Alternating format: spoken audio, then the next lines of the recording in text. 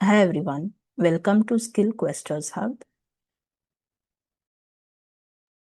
In this video, we will explore magic commands in Jupyter Notebook. Magic commands are built-in commands that provide additional functionality beyond the normal Python commands. The magic commands usually start with single percentage or double percentage. Let us explore the magic command %env. So %env is a magic command used to view or set environmental variables. The environmental variables store the values in key value format, and these are system-related configuration values. So let's run the command %env. Okay. So the command %env lists all the environmental variables in key value pairs. So we can also access the individual environmental variables. Okay, so let's access the environmental variable, all users profile or app data. So this is the command for that, %env app data. So this will list the value of the environmental variable app data. So let's run it, pressing Shift Enter to run. Okay, so this lists the value of the environmental variable app data. Next, let's explore the command %pycat. So the command %pycat is a magic command used to display the contents of a Python file with syntax highlighting. Okay, so it is useful for viewing the scripts inside the notebook.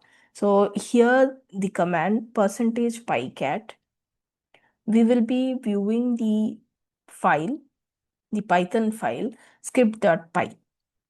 So whatever content is present in the file script.py will be listed here along with the syntax highlighting. Okay, so let's run this command %pycat script.py. So this lists the content that is present inside this file. Print hello from script file.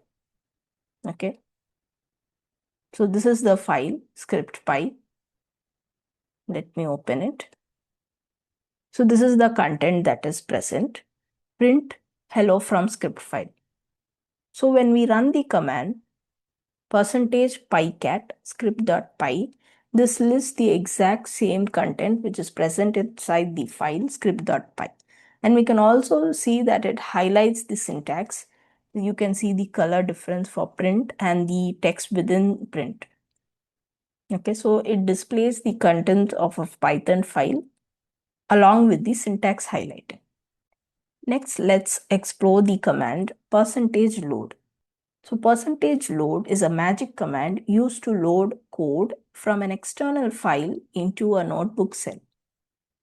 And the external file that we are going to use in this example is script.py, which is the same script.py which we used in the earlier command pycat. Okay. So this command %load script.py will load the code from the external file script.py into this particular notebook cell. Okay, so let's run it. Okay, so you can see that it has loaded the content of the file script.py, which is the print statement, into this notebook cell. So this is what load does. Okay, now once it loads the content of that external file into the notebook cell, we can run it. We can also modify and run it. Okay, so let's also run this. So now it will print the output of this particular piece of code, hello from script file. Next, let us see the command %save. So %save is a magic command used to save commands or code from notebook history into a Python file. So this helps export the notebook code into a Python file. Okay, this is the command. So %save, we will create a file myscript.py. and we will load the commands from 1 to 5. So all the past 5 commands that we have run will be loaded into the file myscript.py. So let's run this command. Okay, we can see the output. The following commands were returned to file myscript.py, and these are the commands. So these are all the commands that we have run previously, which is env, pycat, and load. So we have run env twice, pycat, and load. So all these commands will be saved into the file myscript.py. So let's check that. So here you can see myscript.py is created. Let's open this. So here you can see all the commands that we have run previously has been loaded into this file. Okay. Now let's explore the command %store. So %store is a magic command used to store variables permanently between notebook sessions. So it will store the variables in between the notebook sessions. So we can store the variable and reuse it later.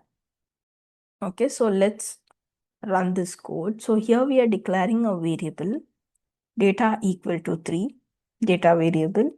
And after that, we are running this line, which is %store data. So this will store the variable data. So let's run this. Stored data int. So we have stored the data. So we have stored the data variable. Now let's run %store. So %store will list all the variables that we have saved. So let's run this.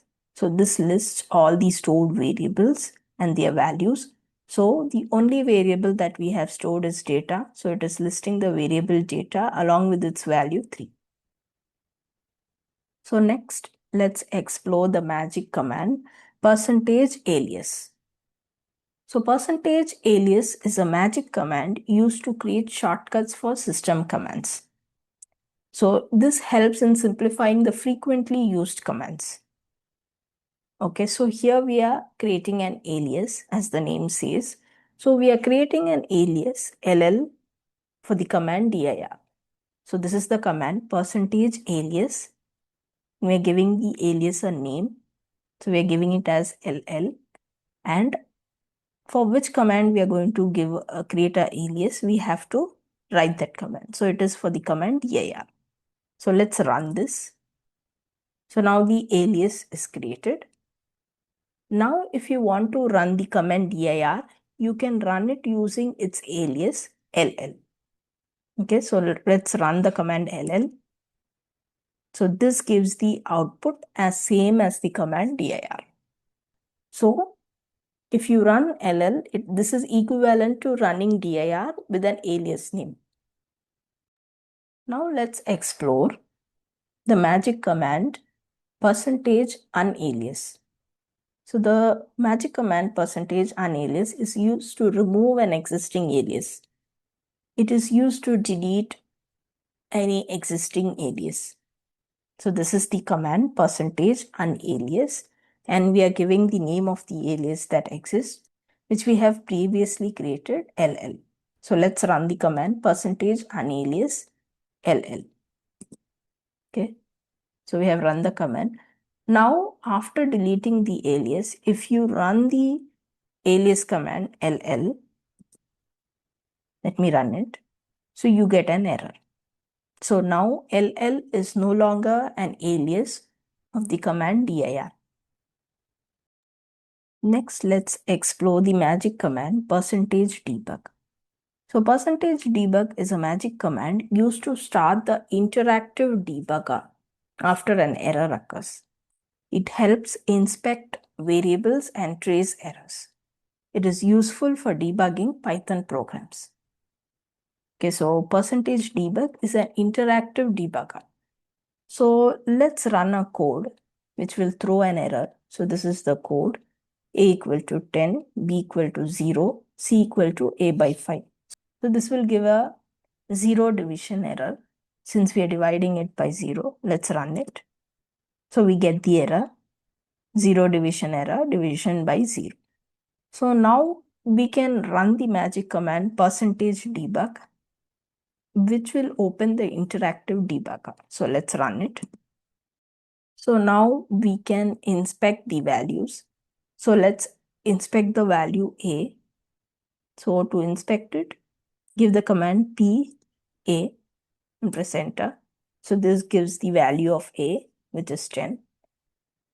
Now let's explore the value of the variable B. So P, B, enter. This gives the value 0. So now let's explore A by B. Okay.